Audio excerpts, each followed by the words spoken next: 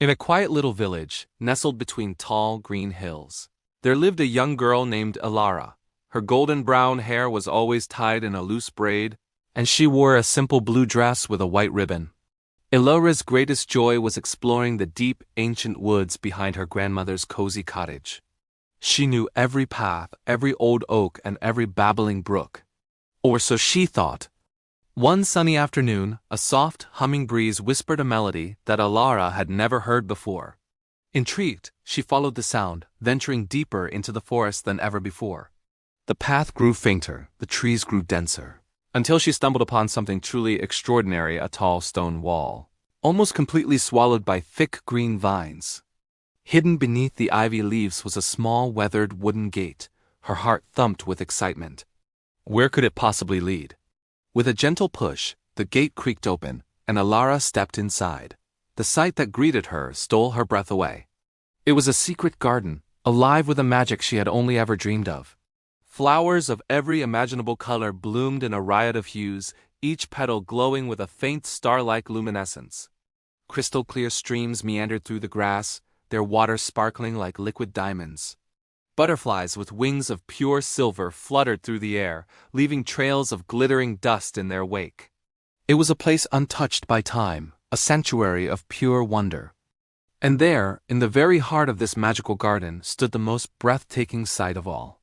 A magnificent unicorn, its coat as white as freshly fallen snow.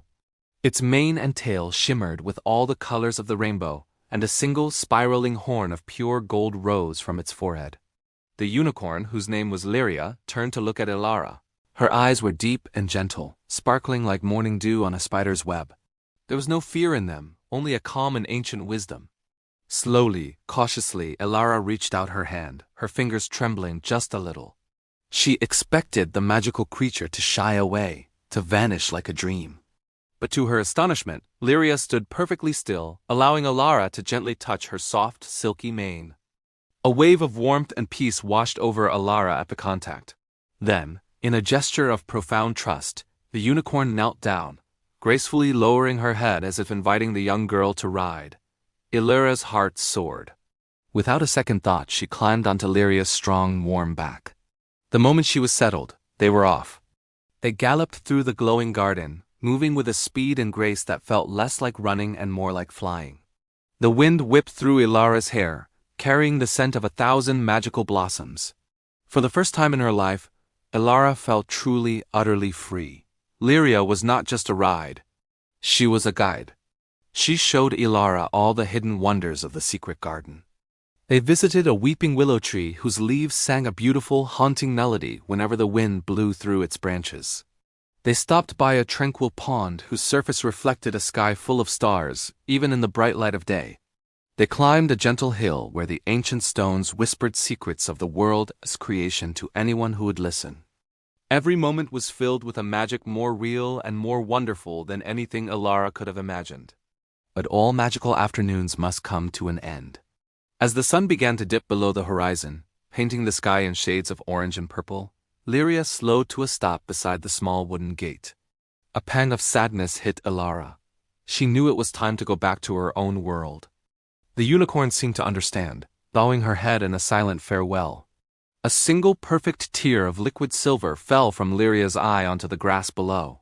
The moment it touched the earth, it transformed into a small, delicate flower that glowed with a soft, ethereal light. Elara carefully picked the glowing flower, understanding it was a gift, a memory of this perfect day. She whispered a promise to Lyria, a promise to keep the garden's existence a secret and to visit again someday, if she could ever find her way back. With a final gentle pat on the unicorn's neck, Elara slipped off her back and stepped through the gate. As it clicked shut behind her, she turned, but the gate, the wall, and the vines had vanished completely, leaving only the familiar sounds of the forest and the gentle hum of the wind. Elara returned to her grandmother's cottage, the magical flower still glowing softly in her hand. She never told a soul about the secret garden or the beautiful unicorn she had met. It was a secret too precious to share.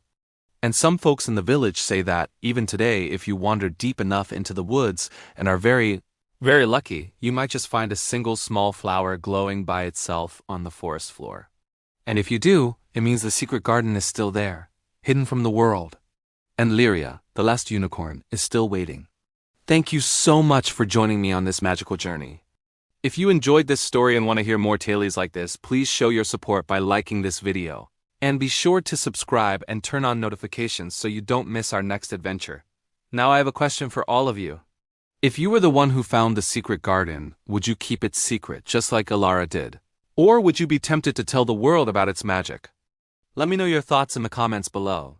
I can't wait to read what you would do. Thanks again for watching, and I'll see you in the next story.